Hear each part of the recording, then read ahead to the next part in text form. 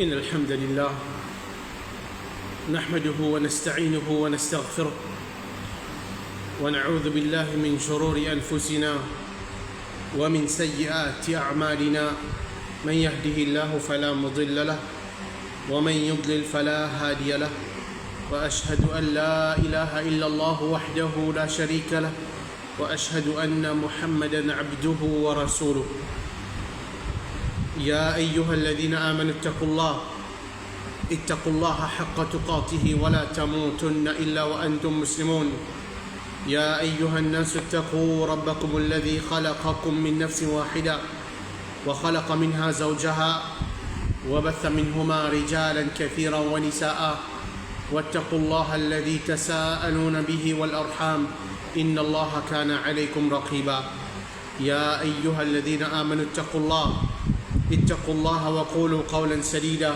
يصلح لكم أعمالكم ويغفر لكم ذنوبكم ومن يطع الله ورسوله فقد فاز فوزا عظيما أما بعد فإن أصدق الحديث كتاب الله وخير الهدي هدي محمد صلى الله عليه وسلم وشر الأمور محدثاتها وكل محدثة بدعة وكل بدعة ضلالة وكل ضلالة في النار. Assalamu alaikum wa rahmatullahi wa barakatuh. Nous remercions Allah subhanahu wa ta'ala pour tout le faveur qui lui fait au nous. C'est lui qui, par ce permission, lui encore de nous l'occasion pour qu'il nous continue l'explication du livre Riyad al-Salihin par Imam al-Nawawi rahimahullah. Hadith avec nous aujourd'hui, c'est hadith numéro 101. عن أبي هريرة رضي الله عنه أن رسول الله صلى الله عليه وسلم قال حجبت النار بالشهوات وحجبت الجنة بالمكاره متفق عليه. Rapporté par Abu Huraira radiallahu anhu qui le messager d'Allah sallallahu alayhi wa sallam fin dire Allah fin voile d'y fait l'enfer pour les passions et les fin voile Jannah pour une difficulté. Et ce hadith là dans Bukhari et Muslim. Alors, le narrateur de ce hadith-là, Abu Huraira, c'est ce kunya. Et ce nom, d'après man ulama, l'appelle Abdurrahman ibn Sakhr al-Dawsi. Et dans l'époque de Jahiliya, ce nom c'est Abd Shams. Et ensuite, quand il a accepté l'islam, le prophète Muhammad sallallahu alayhi wa sallam, fin sans ce nom, fin appelé par Abdurrahman. Et il fin prend naissance dans Yémen.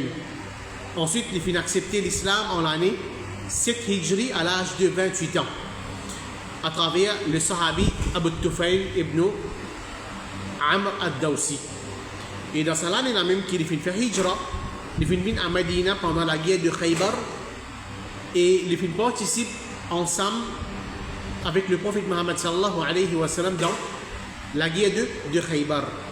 Ensuite, après ça, il reste en compagnie du prophète Muhammad sallallahu alayhi wa sallam jusqu'à qu'il mémorise plus beaucoup de hadiths depuis le prophète Muhammad sallallahu alayhi wa sallam. Et il rapporte qu'il rapporte 5374 hadiths depuis le prophète Muhammad sallallahu alayhi wa sallam. Ensuite, il y a une divergence parmi les ulama. L'année qu'il est mort. Il y a certains disent qu'il est mort en l'année 57 Hijri, il y a dit 58 Hijri, il y a dit 59 Hijri. Il est mort à l'âge de 78 ans, de Medina même, et c'est Walid ibn Utba qui finit faire ce salat janaza après salat al-Asr, et ensuite il finit enterré dans Qabristan qui appelle Baqir, qui trouve dans Medina même. Et aujourd'hui, je vais donner un petit faïda en plus concernant le Sahabi Abu Huraira radiallahu anhu. Donc, vu qu'il s'est masjid là, ce nom c'est Abu Huraira radiallahu anhu, alors, pas si simplement qu'il nous profite avec sa masjid là pour venir faire salat de sa masjid qui porte le nom Abu Huraira radiallahu anhu, mais nous profiter aussi avec ce dua qui Abu Huraira radiallahu anhu lui-même il fait faire. Alors, il rapporté qu'il y a une fois, Muhammad ibn Sirin c'est un parmi les tabi'in.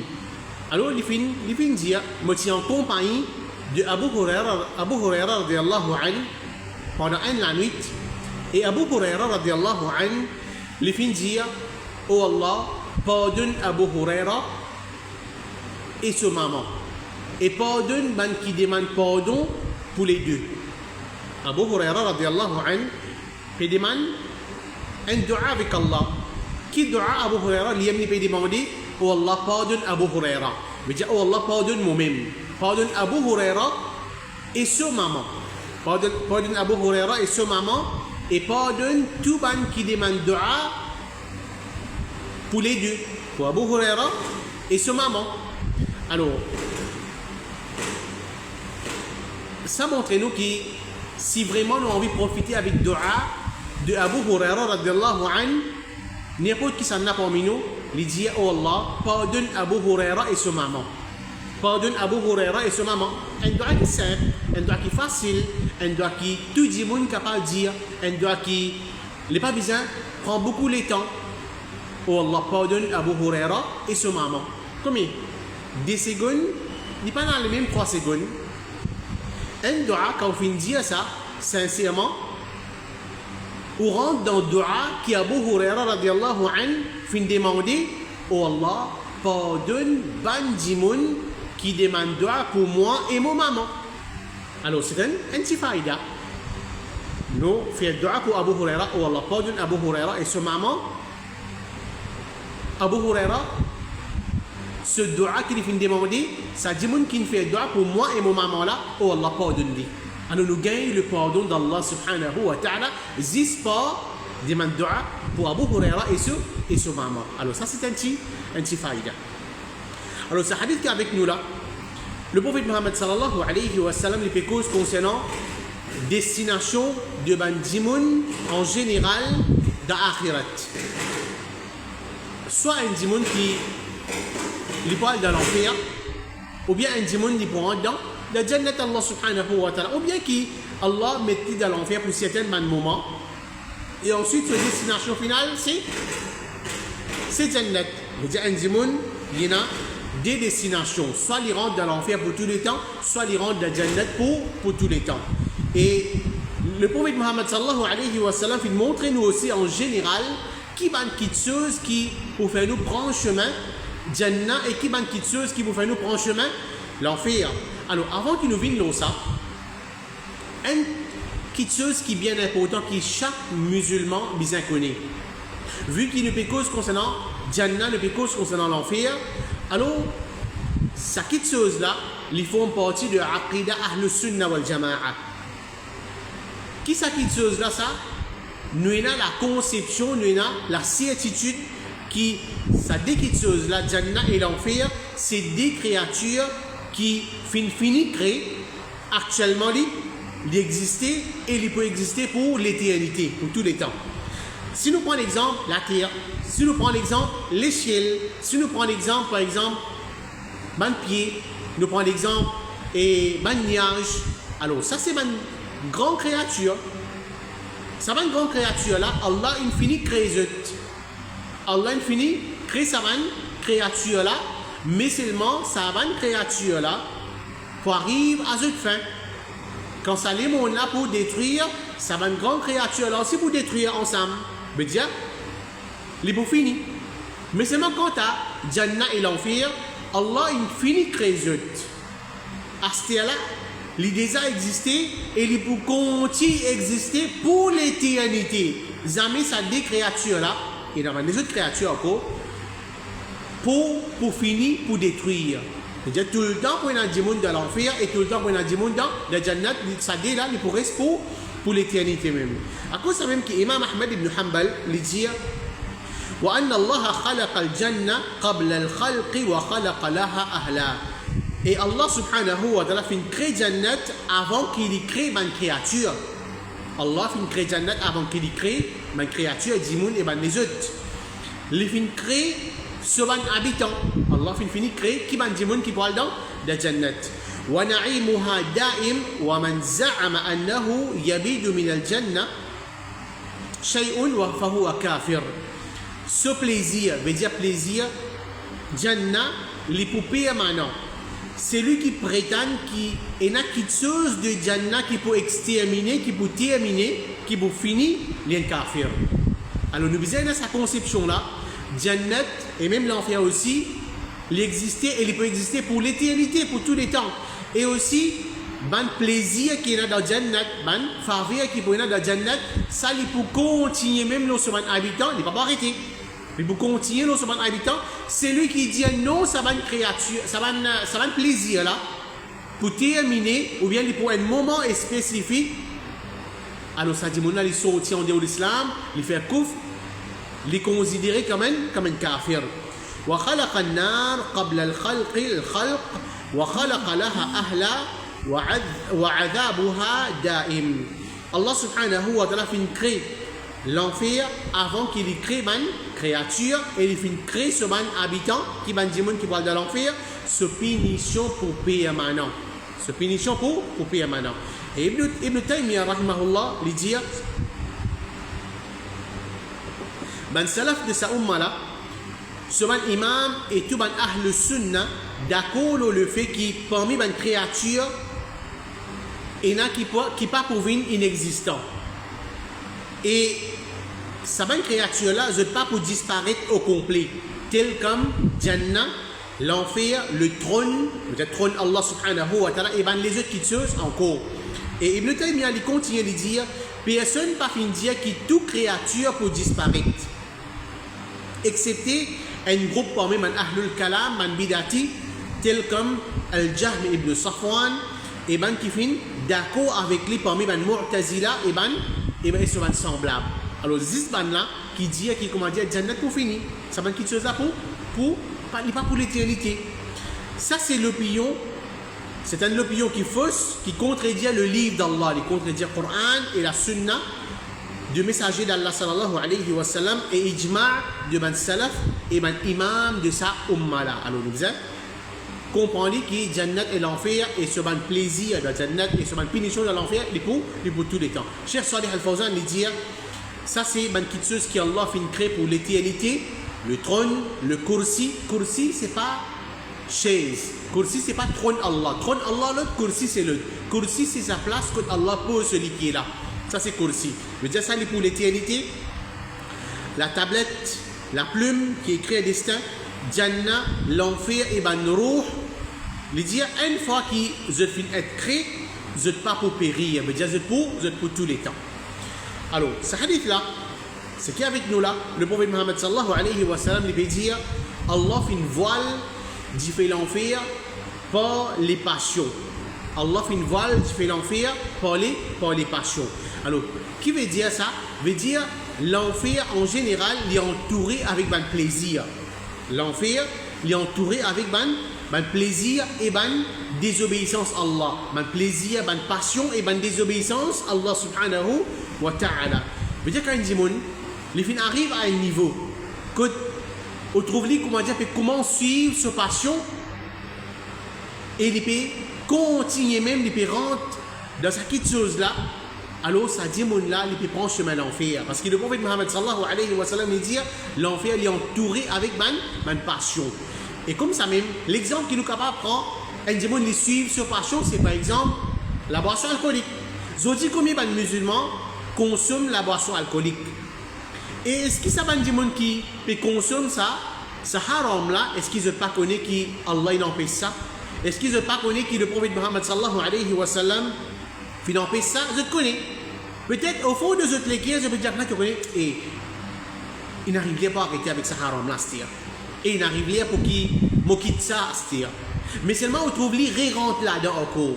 Rentre là-dedans encore qui fait parce qu'il se passion mais au-delà pour qu'il les suit, les commettre sa péché là, sa désobéissance là, et finalement quand il obéit à ce passion. Avec moi la drogue. Combien de monde qui rentre dans la drogue, mais par paix, Inch'Allah, il sortit aussi, par volonté. Mais c'est moi combien de monde dit oh, pas capable de quitter la drogue. Combien de monde dit oh, comme ça pas capable de quitter cigarette qui fait parce que ça va une petite chose là normalement si on a une volonté ou pour capable de faire. Mais seulement si un démon par exemple oui bizarre arrêté non après Ramadan non arrêté alors finalement que bien sûr Shaitan il peut attaquer ou Shaitan il peut faire ses faux pour qui ou rentre là dans encore Mais finalement, quand on retombe là-dedans, c'est pas aux passions. C'est pas au plaisir, pas aux passions. On tombe là-dedans, alors c'est on suit aux passions. Et le prophète Mohammed sallallahu alayhi wa sallam qui veut dire Allah, il fait une voile, il fait l'enfer par une passion. En d'autres mots, c'est lui qui suit ce passion. C'est lui qui peut suivre ce passion. Dans une désobéissance, Allah subhanahu wa ta'ala, c'est lui qui prend chemin l'enfer. Et comme ça même, le prophète Mohammed sallallahu alayhi wa sallam dit qu'Allah subhanahu wa ta'ala fait une voile jannat par une difficulté. Veut dire, l'enfer est entouré avec quelque chose de difficile. Surtout difficile concernant din Allah subhanahu wa ta'ala. Et comme on a fait déjà dans le passé, ban ibadat qui est dans din l'islam, il est capable de salat, il est capable de les autres ibadat, mais il n'est pas quelque chose de facile pour nous faire. Par exemple, si nous avons pour lever Fajr, un dimanche, il peut calculer, tu connais, il a besoin de lever Fajr, par exemple, dans l'hiver, il peut faire extra frais, la pluie peut tomber, il a besoin d'enlever mon molleton, depuis mon écho, il peut gagner frais, il a besoin de faire wudu peut-être avec de l'eau frais, mais il y a quelque chose qui est facile ça. Il y a quelque chose qui est bien difficile, mais seulement, ça même qui appelle difficulté là, ça. Pas à cause de difficile, nous négligeons. Il y a beaucoup de gens qui comme ça, mais qui fait une rate Fajr. Nous tournons qui fait extra frais. Nous tournons, nous ne sommes pas capables de lever. Alors, c'est passion. Quand un démon, il prend patience. Un démon, il prend patience malgré sa difficulté qu'il y a dans l'ibadat Allah, l'enlever. Alors, pour prier, Monsieur Allah, c'est qu'il prend un chemin vers Jannat. L'autre exemple qu'il nous capable de prendre, par exemple, Zakat. Un démon, il a beaucoup d'argent. Ok, Allah fait faveur, il donne beaucoup d'argent. Mais c'est moi quand il arrive le moment pour tirer Zakat, on trouve qu'on dire tic-tiquer pour tirer Zakat. Et tu connais un seul coup, on besoin de tirer 50 000, 100 000 roupies Zakat là. Alors, si un démon, il a tiré de l'argent, il a besoin de tirer 2 000, 3 000 roupies, mais 2 000, 3 000, il tire, il est ok. Mais quand un démon, il a beaucoup d'argent. Il y en a beaucoup d'argent et quand il a besoin de tirer Zakat, 2,5%, 2,5% l'osso, l'argent qui finit obligatoire alors quand il paye trop sa quantité, il besoin de 50, 100 000 roupies, alors là il commence à reculer. Il commence comme si, et sa quantité là, on va le tirer, sa quantité bon là pour une dans mon casse là, 50, 100 000 roupies, alors à cause de ça, parmi mes moyens, parmi mes façons, c'est beaucoup d'immunes. L'église zakat. Mais Allah subhanahu wa ta'ala vraiment il fait faveur l'eau. Pendant une bonne année, on peut jouer ou l'argent. Mais il simplement, oui, il n'est pas quelque chose de facile. Il y a quelque chose qui est difficile. Il demande courage, il demande comme si volonté pour qu'il tire sa grosse somme d'argent pour donner ça à un monde qui misère. Mais seulement c'est ça même qui appelle difficulté. Nous devons prendre patience, le din Allah subhanahu wa ta'ala et surtout nous prendre patience, le ban ibadat Allah, parce que normalement mettre ibadat Allah en pratique, il demande patience, il n'est pas une chose facile comment nous dire. Alors quand nous pouvons prendre patience, nous pouvons passer par un moment difficile là pour qu'il nous mette ibadat Allah. Alors en d'autres mots c'est nous pouvons prendre un chemin Jannat parce que le prophète Mohammed sallallahu alayhi wa sallam il fait dire que Jannat Allah fait une voile Jannat pour une difficulté. Un exemple qui nous est capable de prendre, qui c'est un ulama, je vais montrer nous la vie de ça dunya comment il était. Alors, je dis, peut-être qu'il est capable de paraître un petit peu drôle. Ça, l'exemple là, il est capable de paraître un petit peu drôle, mais seulement il y a une leçon pour nous là-dedans. Alors, on va dire, une personne dans sa dunya là, il est pareil comme un démon qui peut sauver depuis un bébé de féroce. Par exemple, un démon, il peut marcher dans le chemin, un animal peut galoper derrière. Par exemple, un gros lichet peut galoper derrière. Il peut sauver. Il peut aller dans une place pour les casser, pour les capables de protéger lui-même contre du taux de sa lichet là. Alors, la vie dans sa dunya là, il est pareil comme une personne qui peut sauver. Un bébé de féroce peut galoper derrière lui pour attaquer lui. Alors, il peut sauver. Il monte là un pied, il peut appendre là une branche. Il monte là un pied, il peut appendre là une branche. Et quand il guette en bas, il trouve un gros trou. Il trouve un gros trou. Et dans ce trou là,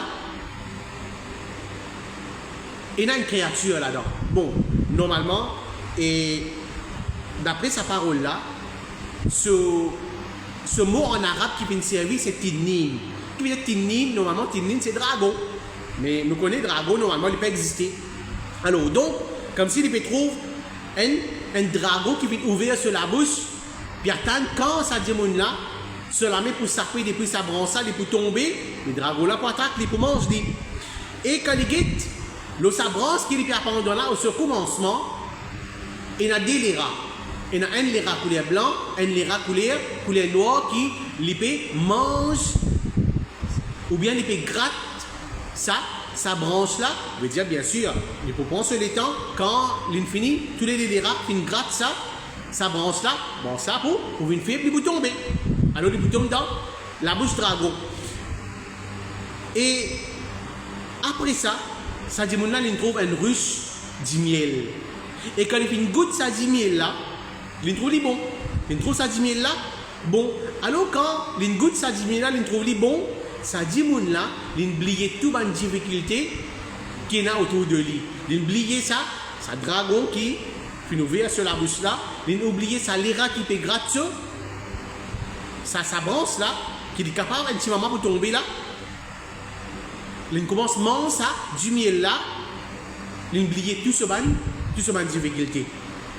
Alors, donc, interprétation de ces histoires-là, moi maintenant dire, ça délire là, il représente la journée et la nuit. Un noir, un blanc, il représente la journée et la nuit d'un démon qui peut vivre ça, dunya là, qui s'abonne la journée et la nuit là, il peut diminuer jour en jour. Nous la vie sur la terre là, jour en jour, il peut diminuer. Et nous avons action aussi pareil, il peut diminuer. Et ça trouve qu'il peut trouver en bas là, il représente ce kabar.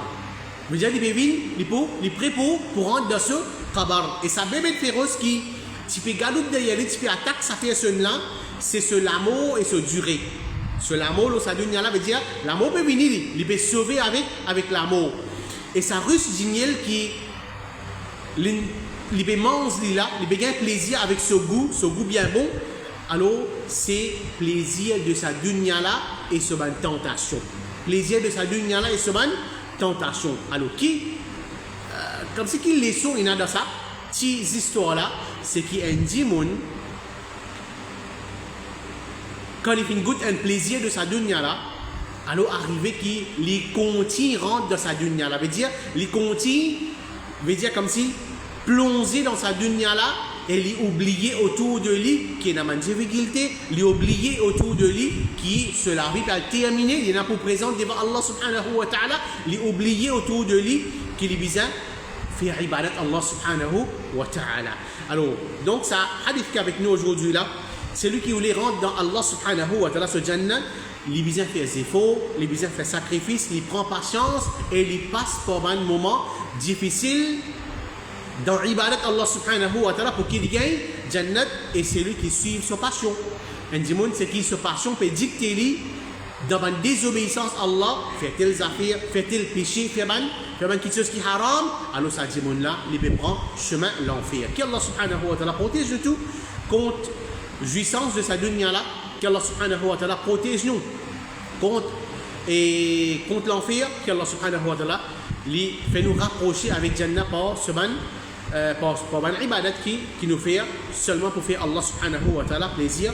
Wallahu alam wa sallallahu ala nabiyyina Muhammad wa ala alihi wa sahbihi ajma'in. Wassalamu alaikum wa rahmatullahi wa barakatuh.